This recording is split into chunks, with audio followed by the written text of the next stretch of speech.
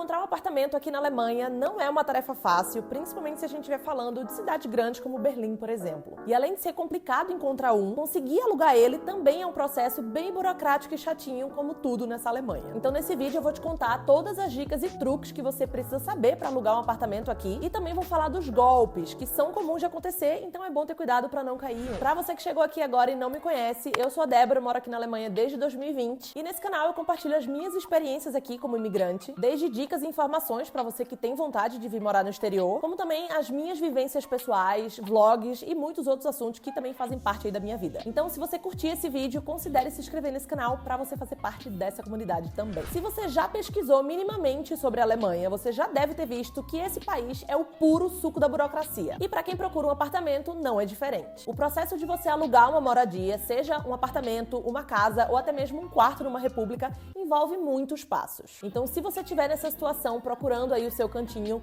pega um café e segura aqui na minha mão, porque eu prometo que hoje eu vou te ajudar. Primeiro, vamos falar um pouquinho sobre as diferenças entre alugar um apartamento aqui na Alemanha e um no Brasil. Na Alemanha, a maioria dos contratos são de longo prazo, geralmente entre 2 a 3 anos, com um período mínimo de aviso prévio de 3 meses para rescisão. É claro que existem exceções, mas eu tô falando aqui da regra geral, principalmente quando você aluga um espaço somente para você. Se a gente for falar de quartos em república, aí realmente é mais comum que o contrato seja mais curto, porque geralmente são estudantes que moram nesses lugares, e aí muitas vezes eles são estrangeiros e estão vindo pra cá só pra passar 1 ou 2 semestres, enfim. Outra coisa que é bem diferente daqui é que os apartamentos frequentemente são alugados sem móvel nenhum, inclusive sem a cozinha. Enquanto no Brasil é bem comum a gente alugar um apartamento não mobiliado, mas pelo menos a cozinha já vem com os armários embutidos, a pia e tal. Aqui, muitas vezes você vai encontrar o AP completamente pelado. E aí, normalmente o que as pessoas fazem é comprar uma cozinha usada ou nova, instalar ela no apartamento, e depois quando essa pessoa vai se mudar, ela leva essa cozinha com ela. Ou então ela tenta vender a cozinha para a próxima pessoa que for entrar no apartamento. Mais uma vez, isso não é uma regra, existem exceções, mas é bem comum de acontecer. Já se você for alugar um quarto, aí sim o apartamento vem mobiliado e aí você só precisa comprar a mobília do seu próprio quarto. Outra diferença é que aqui um dos documentos que os donos dos apartamentos podem te pedir é o seu Schufa-Auskunft, que é um relatório de crédito onde vai estar lá escrito a sua pontuação, que mostra o quão confiável você é. Essa pontuação ela é dada de acordo com o seu histórico de obrigações financeiras, ou seja, se você pagou aí todas as suas contas de serviços públicos, cartões de crédito, enfim. Eu vou falar sobre documentação mais pra frente, mas eu queria só abordar aqui esse tópico rapidinho. Um outro detalhezinho que é diferente do Brasil é que nos anúncios você sempre vai encontrar a palavra Zimmer, que significa quarto. Porém, quarto no Brasil a gente entende como um dormitório, mas aqui não. Aqui, um Zimmer é um cômodo que você pode transformar em quarto. Então, a sala, o escritório e os dormitórios, tudo isso é um Zimmer. Então, se você vê no anúncio que aquele apartamento tem 2 Zimmer, por exemplo, significa que ele tem um quarto e uma sala. Se você estiver procurando por um apartamento que tenha 3 dormitórios, você precisa procurar um anúncio com 4 Zimmer, que no caso vai ser a sala e os 3 quartos. Deu pra entender, né? E ainda falando dos anúncios, alguns termos que você também vai encontrar é Kaltmiete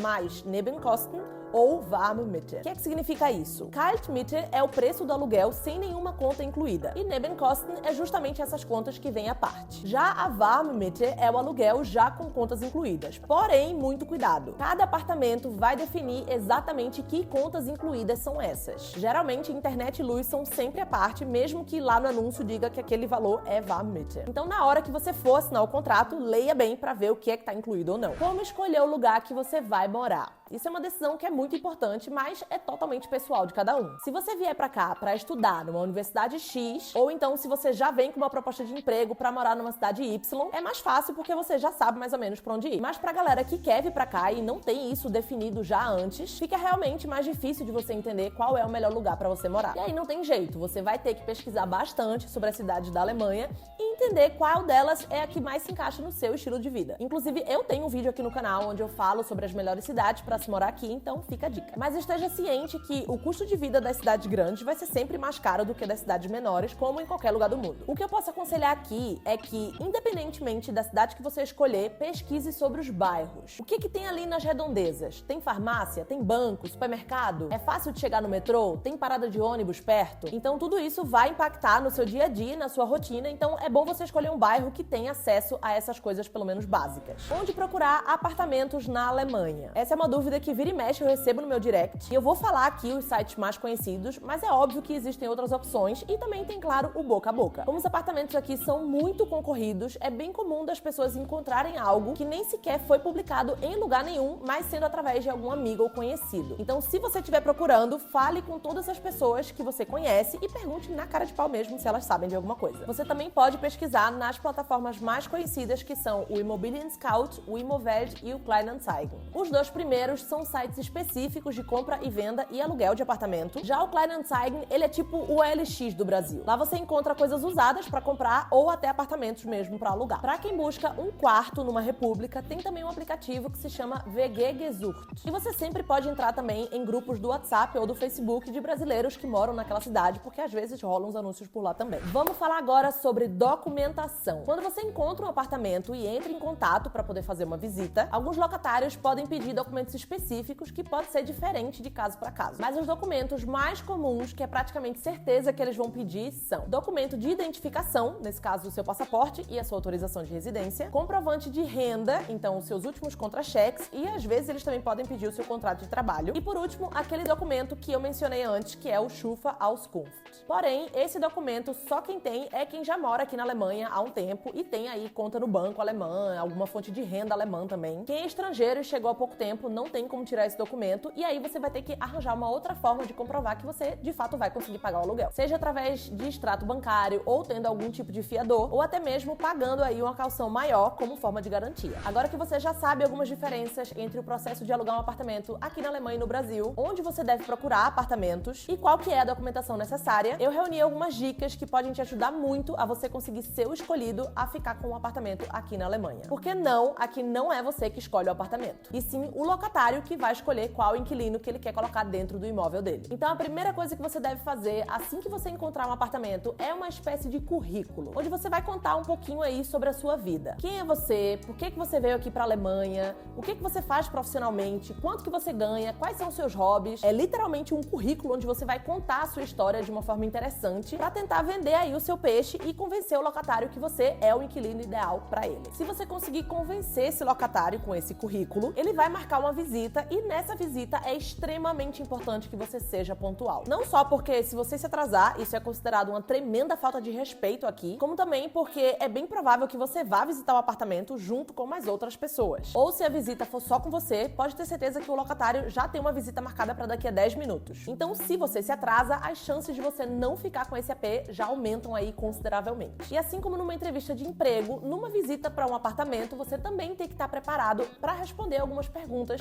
sobre a sua vida, sobre a sua situação financeira, referências e etc. Então já pense aí no que é que você quer falar para você não ser pego desprevenido. Falando agora num cenário em que você já conseguiu ficar com o apartamento, já conseguiu assinar o contrato, outra dica importante é você guardar todos os registros de todas as comunicações que você tiver com o seu locatário. Não se confie de resolver as coisas por telefone, porque pode acontecer sim do dono do apartamento falar uma coisa por telefone e depois fazer outra, e aí se der algum problema vai ser a palavra dele contra a sua, e aí você não vai querer esse estresse. Então, se possível, tente tratar tudo com ele por e-mail, porque assim você já tem um registro aí de tudo como prova, sei lá, para caso alguma coisa aconteça. E para finalizar esse vídeo, vamos falar sobre os golpes mais comuns que acontecem aqui, porque sim, aqui também acontecem essas coisas. Não é porque é Alemanha ou Europa que essas coisas não existem, então você tem que ter muito cuidado para não cair nisso. O golpe mais comum que acontece por aqui é o de pedir algum dinheiro adiantado com a desculpa de que é assim que funciona o processo. Então eles pedem, por exemplo, uma caução adiantada, antes mesmo de você ver o apartamento. E aí, se você cai na bobeira de transferir esse dinheiro, obviamente eles desaparecem e você se lasca. Ou então, nesse mesmo esquema de pedir dinheiro adiantado, eles colocam um anúncio de um apartamento belíssimo e que está super barato, que é justamente para atrair as pessoas. Por isso, se você encontrar um anúncio que ele parece ser bom demais para ser verdade, desconfie. Se ele é bom demais para ser verdade, é porque provavelmente ele não é. Ou se você contactar a pessoa e ela pedir qualquer dinheiro adiantado, não dê. Não existe isso de você ter que pagar alguma coisa antes mesmo de você ver o apartamento com seus próprios olhos e de assinar um contrato. Outro golpe que também pode acontecer é o do falso agente agente imobiliário. Algumas pessoas se fazem passar por corretores de algumas agências imobiliárias aí conhecidas, e aí eles podem pedir algum dinheiro adiantado, alegando que é uma taxa de reserva. Mais uma vez, isso não existe, então não caiam nessa. E por último, alguns golpistas podem solicitar informações pessoais suas, como o número da sua conta bancária ou seu passaporte, alegando então que é necessário para verificar o seu histórico de crédito. Isso pode levar a roubo de identidade ou fraude financeira, então muito cuidado. Não passe esses dados pessoais para ninguém, principalmente se for um anúncio pela internet. Eu espero que esse vídeo tenha te ajudado. Se você quiser saber um pouco mais sobre como que são os apartamentos e casas aqui na Alemanha por dentro, então assiste esse vídeo aqui. Ou se você quiser saber como mobiliar um apartamento de graça ou pagando muito barato, assim como eu fiz aqui com o meu, então assiste esse daqui. E é isso, tchau!